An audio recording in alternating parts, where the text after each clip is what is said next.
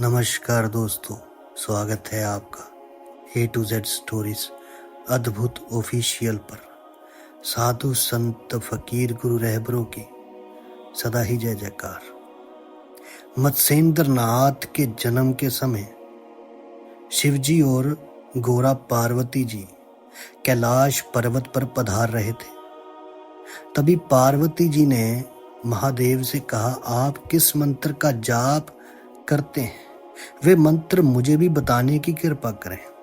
इतना सुन शिवजी मुस्कुराकर बोले, देवी, इस मंत्र के लिए एकांत होना परम आवश्यक है। उठो, अब चलकर एकांत स्थल ढूंढे। ऐसा कहकर दोनों प्राणी उठ खड़े हुए और घूमते घूमते समुद्र तट पर जा पहुंचे, जहां किसी भी मनुष्य का कोसों तक वास नहीं था। इसलिए वही स्थान पसंद आया। दोनों वहीं पर आसन बिछाकर विराजमान हो गए। तब शिवजी ने महामाया पार्वती जी को ब्रह्म ज्ञान का उपदेश सुनाना आरंभ किया। परंतु जिस मछली ने ब्रह्म वीर्य निगलकर गर्भ धारण किया था, वे मछली पास ही पानी में थी। अब मछली मां के गर्भ में उन मंत्रों को जीव अहम भावना तज ब्रह्म रूप हो गया। जो बच्चा मछली के पेट में बना था, उसने भी वो सारे मंत्रों को सुना। जब कथा समाप्ति के बाद महादेव ने पार्वती जी से पूछा कि कुछ कथा का सार समझी। गर्भ के भीतर से मत्स्येंद्र नाथ बोले, सब कुछ ब्रह्म रूप है। अब दूसरी आवाज सुनकर शिवजी महादेव ने उस ओर देखा। तब जाना कि मछली के गर्भ से कवि नारायण जन्म लेने वाले हैं।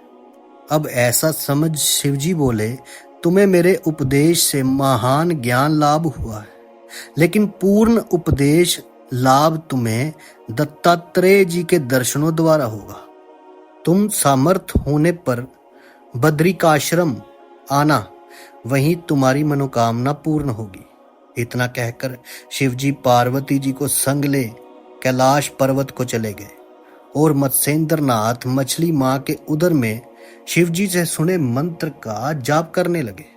जब दिन पूरे हुए तो मछली मां समुद्र के बाहर अंडा देकर वापस समुद्र में चली गई। कुछ समय उपरांत एक बगुला मछली पकड़ने समुद्र तट पर आया और वहां अंडा पड़ा देखकर अपनी तेज चोंच से अंडा फोड़ने लगा। अंडे के भीतर से हुआ पास पहुंचा तो अंडे के भीतर से आवाज सुनकर बगुला डर गया और वहां से भाग गया। तो कुछ देर बाद कामिक नामक एक मछुआरा वो वहां पर आया और उसने सूर्य के समान तेज मुख वाला रोता हुआ बालक देखकर उसका दिल भर आया। वे सोचने लगा कि ये प्रभु का प्रसाद तो मुझ अभागे को मिला दिखाई देता है। तब कहते हैं कि उस वक्त आकाशवाणी हुई कि हे कामिक, ये बालक यहाँ तो तड़प तड़प कर मर जाएगा। ये कवि नारायण का अवतार है। इसे अपने घर ले जाकर पुत्र समान इसका लालन पालन करो और इसका नाम मत्स्येंद्र नाथ रखना। तेरे सब पाप नष्ट होकर सारा कुल तेरा तर जाएगा और पृथ्वी पर तेरा नाम जो है वो अमर हो जाएगा। जब आकाशवाणी सुनी कामिक ने, तो वो बालक को अपने घर ले जाकर अपनी पत्नी से बोला कि ये बालक हमें भगवान ने दिया है। पत्नी ने बालक को गोद में लेकर दूध पिलाया। तब तक कामिक ने सारी घटना बयान कर दी। तब सार दत्ता ने खुश होकर बालक को नहला धुलाकर कपड़े पहनाकर झूले में सुला दिया। अब इतने सुंदर बालक के मिलने से पति पत्नी दोनों ही आनंद में थे। धीरे धीरे बालक मत्स्येंद्र नाथ 5 साल का हो गया।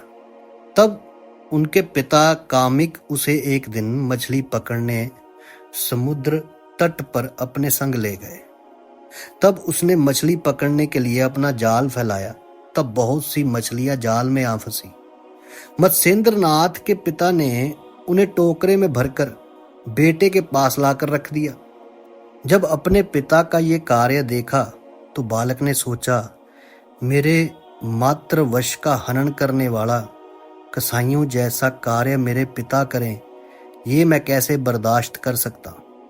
आसतिक ऋषि ने जिस तरह जन्मे जय के यज्ञ से सर्पों को कुल को बचाया था, उसी तरह मुझे भी अपने पिता को समझाकर ये उद्योग बंद करवाना चाहिए। ऐसा विचार कर बालक मत्स्येंद्र या मच्छेंद्र ने एक एक मछली पानी में डालकर सारा टोकरा खाली कर दिया। कामिक जब दोबारा पकड़ी हुई मछलियां लेकर मच्छेंद्र नाथ के पास आया और उसने टोकरे को खाली देखा तो अपने बेटे की करतूत समझ गया। कामिक मच्छेंद्र नाथ को धमकाकर बोला, मैं तो कितनी मेहनत से मछलियां पकड़ कर लाता हूं और तू उन्हें पानी में बहा रहा है। अब खाएगा क्या? खाक, भीख मांगनी पड़ेगी, भीख। अब मछलियां पानी में मत छोड़ना। इतना कहकर वे तीसरी बार मछलियां पकड़ने के लिए पानी में चला गया। लेकिन मत्स्येंद्र नाथ तो पहले ही बड़े अपने पिता को इस कसाईयों वाले कार्य से बचाना चाहते थे। तो मछलियों के कारण पिता से पड़ी डांट से मच्छेंद्र नाथ को काफी दुख हुआ। उन्होंने सोचा कि मेरा ये अधर्मी पिता मानने वाला नहीं है, इससे तो मैं भीख मांगकर खाना ज्यादा अच्छा है। इसलिए अब जब भी खाना खाऊंगा तो भीख मांगकर ही खाऊंगा। पिता को मछलियां पकड़ने में मगन देखकर उसकी नजर से बचकर वे बद्रिकाश्रम के रास्ते चल दिए। मच्छेंद्र काफी दिनों बाद घूमते फिरते बद्रिकाश्रम जा पहुंचे। वहां पहुंचकर उन्होंने 12 साल तक कठिन तपस्या की, जिससे शरीर ढांचा मात्र ही रह गया था। उनके शरीर में हड्डियां ही हड्डियां दिखाई देती थी। इधर भगवान गुरु दत्तात्रेय शिवालय पधारे और शिवजी की उपासना कर महादेव का मन मोह लिया। तब शिवजी ने भुजा भेंट देकर आलिंगन किया और अपने पास बिठाकर एक ने दूसरे का कुशल समाचार पूछा। शिवजी महाराज ने कुशल समाचार पूछा।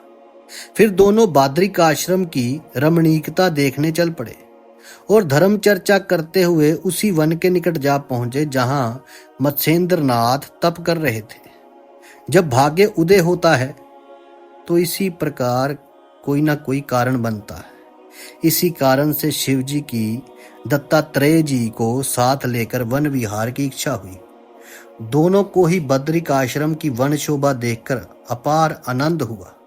अब जब भगवान शिवजी और दत्तात्रेय गुरु वन विहार करते हुए भागीरथी के तट पर घूम रहे थे, तभी एकाएक उनकी दृष्टि तप करते हुए मत्स्येंद्र नाथ पर पड़ी। कलयुग में ऐसी कठिन तपस्या देखकर गुरु दत्तात्रेय जी को बड़ा आश्चर्य हुआ। फिर एक जगह रुककर शिवजी ने दत्तात्रेय जी को कौतूहल दिखा मत्स्येंद्र नाथ के पास पूछताछ को भेजा।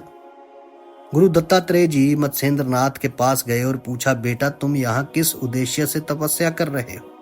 इस पर मत्स्येंद्र नाथ ने अपने दोनों नयन खोल हाथ जोड़कर प्रणाम किया और बोले, प्रभु मुझे यहाँ तप करते 12 वर्ष बीत गए हैं और मुझे यहाँ एकांत में कोई मनुष्य नजर नहीं आया। आज अचानक ही आप क्यों पूछ रहे हैं? पहले आप ही बतलाएं कि आप कौन हैं। मैं समझता हूं कि जब आज आपके दर्शन हुए हैं तो मुझे लगता है कि मेरी मनोकामना पूर्ण होने का वक्त आ पहुंचा है। अब इतना सुनकर गुरु दत्तात्रेय जी मुस्कुराए और बोले, मैं अमी ऋषि का पुत्र हूं और सब मुझे दत्तात्रेय कहकर संबोधन करते हैं। अब बेटा तुम्हारी जो इच्छा हो सुख से कहो। यह सुनकर मत्स्येंद्र नाथ का रोम रोम खिड़ गया। उन्होंने विचारा, आज मेरी तपस्या फलीभूत हो गई। इसका प्रकार प्रसन्न चित्त हो अपना मस्तक उनके चरणों पर झुका दिया और अपने नैनों से प्रेम आंसू बहाकर दत्तात्रेय जी के चरण धो डाले। फिर हाथ जोड़कर बोले, प्रभु आप तो साक्षात अंतर्यामी हो, ब्रह्मा विष्णु महादेव, आप तीनों का ही तो रूप हो, परंतु इस दास को आप भूल कैसे गए? अब आप मेरे सारे दुर्गुणों को दूर करने की कृपा करें। ऐसा कह बार बार अपना मस्तक उनके चरणों पर रखने लगे। तब गुरु दत्तात्रेय जी ने कहा कि बेटा अब चिंता मत करो, तुम्हारी मनोकामना पूर्ण होने का वक्त आ गया है। इतना कहकर दत्तात्रेय जी ने अपना हाथ मत्स्येंद्र नाथ के शीश पर रखकर कान में मंत्र फूंका, जिससे मत्स्येंद्र नाथ के अज्ञान का नाश हो गया और चारों ओर उन्हें ब्रह्म ही ब्रह्म नजर आने लगा। तब दत्तात्रेय जी ने पूछा कि ब्रह्मा विष्णु महादेव कहाँ हैं? तब मत्स्येंद्रनाथ बोले, मुझे सिर्फ ब्रह्म के अलावा कुछ भी नजर नहीं आता है। मेरे आगे पीछे चारों तरफ ईश्वर ही ईश्वर है। बालक का ये वचन और आत्मिक भावना देखकर गुरु दत्तात्रेय जी मत्स्येंद्रनाथ जी का हाथ पकड़कर अपने साथ ले गए, जहां भगवान शिव जी विराजमान थे। महादेव शिव जी ने बालक को शरण दी और उसे सर्व सिद्धि का स्वामी बनाने के लिए सर्व रिद्धि सिद्धि की पढ़ाई करने का कार्य सौंपा।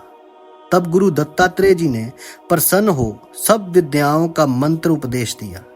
नाथ संप्रदाय का निर्माण कर दत्तात्रेय जी वे भगवान शिवजी महाराज अपने अपने स्थान को चले गए और मत्स्येंद्रनाथ तीर्थ यात्रा को रवाना हुए। और दूसरी तरफ कामिक जब वे दिन छिपने से पहले मछलियां पकड़कर फारिग हुआ और जल से बाहर निकला तो तट पर मछलियों से बड़ा टोकरा तो रखा पाया, परंतु बेटे को वहां नहीं देखा। पहले तो सोचा बालक है, यहीं कहीं खेल कूद रहा होगा, पर जब काफी ढूंढने पर भी बालक को नहीं पाया तो वो बहुत दुखी होकर उदास मन से मछलियां लाद कर अपने घर आ पहुंचा। अपने पति को अकेले उदास आते देखकर शारदत्ता का माथा ठनका और वे अपने पति से पूछने लगी कि मत्स्येंद्र कहाँ है। अपनी पत्नी की वाणी सुनकर कामिक ने अपनी पत्नी से सारी घटना रो रो कर बयान की। मत्स्येंद्र को तलाश करने पर भी ना मिलने का काफी दुख प्रकट किया। अपने पति के मुख से बेटे के खो जाने की कथा सुनकर शारदत्ता काफी कुपित हो गई, काफी रोई, चिल्लाई और जब बेचारी का होने पर कोई बस ना चला तो पति को बुरा भला कह छटपटाकर पत्थर सिला अपनी छाती पर रख ली। दोनों प्राणियों को भारी दुख हुआ, पर होनी के आगे कुछ बस ना चले। अब मत्स्येंद्र जी की कथा सविस्तार ध्यान करते हैं।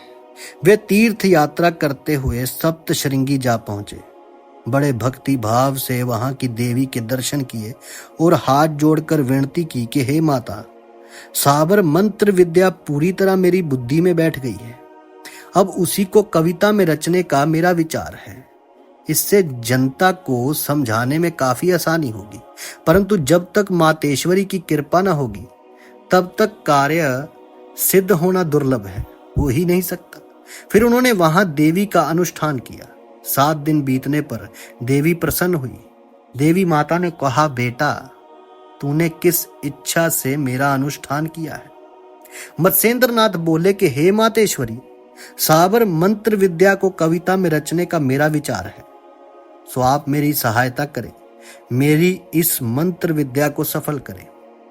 ये सुन देवी ने प्रसन्न हो योगी का हाथ पकड़ उन्हें अपने साथ मार्तंड पर्वत ले गई, जहां वे वृक्ष था जो मंत्रोक्त यज्ञ रचना करने से सोने के समान चमककर अति सुंदर दिखाई देने लगता था। तब देवी ने योगी को वृक्ष की टहनियों पर बैठे अनेक देवताओं के दर्शन करवाए। देवी ने वहां ऐसा चमत्कार दर्शाया कि योगी और देवताओं की बहुत पुरानी जान पहचान है। वे सभी देवता मुस्कुराकर मत्स्येंद्रनाथ को प्यार की अपूर्व दृष्टि से देख रहे थे, लेकिन कुछ बोलते नहीं थे। फिर देवी जी बोली, यहां से थोड़ी दूर और यहां से थोड़ी दूरी पर ब्रह्मगिरी पर्वत के नजदीक अंजनी पर्वत है, वहीं महाकाली का मंदिर है। पहले वहां जाकर देवी को नमस्कार करो, फिर दक्षिण दिशा में गंगा के पार पहुंचो। वहां तुम्हें निर्मल जल से भरे 100 सरोवर दिखाई देंगे। उनमें तुम नागर बेल डाल देना। जिस सरोवर में बेल मुरझा जाए उस सरोवर में भूलकर भी स्नान मत करना, और जिसमें बेल मुरझाए नहीं उसमें स्नान करके जलपान करना, और मूर्छा आने पर सूर्य सहस्त्र नाम का पाठ करना। इससे आगे का दिग्दर्शन होगा। अब देवी ने ये बातें मत्स्येंद्रनाथ जी से कही और उन्होंने ये भी कहा कि इसके पश्चात कांच के सरोवर में से जल लेकर सूर्य को अर्घ्य देना, सूर्य को जल चढ़ाना और नमस्कार करके बाकी जल इसी वृक्ष में डाल देना। तब ये सारे देवता प्रसन्न होकर तुम्हें वरदान देंगे। अगर ये कार्य एक बार में सिद्ध ना हुआ तो 6 माह तक बराबर इसी तरह करने से सब देवता अवश्य प्रसन्न होकर तुम्हारी मनोकामना पूर्ण करेंगे। अब देवी माता के बताए अनुसार योगी मत्स्येंद्र नाथ ने सारा कार्य श्रद्धा पूर्वक तन मन लगाकर किया, जिससे 7 दिनों के भीतर सभी देवता प्रसन्न हो गए। सर्वप्रथम भगवान सूर्य देव ने प्रसन्न होकर उन्हें मनोकामना सिद्धि का वरदान दिया। उसके बाद बाकी देवताओं ने भी दर्शन देकर इच्छा पूर्ति के वरदान दिए। मत्स्येंद्र नाथ ने 7 महीने 13 दिन में सभी देवता प्रसन्न कर लिए। देवी भवानी के आदेश अनुसार वे अंजनी पर्वत पर भी गए। वहां जाकर महाकाली के दर्शन किए और नागर बेल संग लेकर सरोवर देखने के लिए गए। वहां उन्होंने देवी के बताए 100 सरोवरों को देखा। उन सरोवरों में उन्होंने नागर बेल को डाल दिया। घूमकर आने पर उन्होंने देखा कि आदित्य नामक सरोवर में डाली गई बेल में पत्ते निकल आए हैं। जब उसमें स्नान कर उन्होंने आचमन लिया तो वे मूर्छित हो गए। थोड़ा होश जब मत्स्येंद्र नाथ जी को आने लगा और आने पर उन्होंने देवी के कहे अनुसार जाप किया सूर्य सहस्त्र नाम का। तभी सूर्य देव उनके निकट आ गए और दया दृष्टि से उन्हें निहार कर शीश पर हाथ रखकर योगी को मनोकामना पूर्ण होने का वरदान दिया। सूर्य देव के वरदान को पाकर और कांच की बोतल में जल भरकर मत्स्येंद्र नाथ पर्वत पर पहुंचे। वहां उन्होंने आशतत्व के वृक्ष को प्रणाम किया और सूर्य देव का स्मरण कर जल छोड़ दिया। जल छोड़ने के साथ ही सूर्य देव प्रकट हो गए और पूछा, मुझे कैसे स्मरण किया? तब मत्स्येंद्र नाथ ने हाथ जोड़ प्रणाम करके कहा कि प्रभु, मेरी इच्छा साबरी मंत्र की कविता करने की है, सो आप कृपा करके मेरी विद्या को सफल करें। इतना सुन सूर्य देव प्रसन्न होकर मत्स्येंद्र नाथ की इच्छा पूर्ति करने के लिए दिलो जान से सहायक हुए। इस तरह 7 महीने 13 दिन में सभी देवता प्रसन्न कर लिए और साबरी मंत्र की कविता पुस्तक भी तैयार हो गई। तो इस प्रकार मत्स्येंद्र नाथ जी ने साबरी मंत्र की कविता जो पुस्तक है उसको तैयार किया, जो आगे चल के सिद्धियां नाथों में प्रबल हुई। और साबरी मंत्र एक ऐसे मंत्र हैं जो स्वयं ही सिद्ध है। अब आगे क्या हुआ उसकी बात हम अगली वीडियो में करेंगे। तब तक के लिए आप सबके भीतर बसे उस परमात्मा को मेरा प्रणाम। आप सबका धन्यवाद। साधु संत फकीर गुरु रहबरों की सदा ही जय जयकार।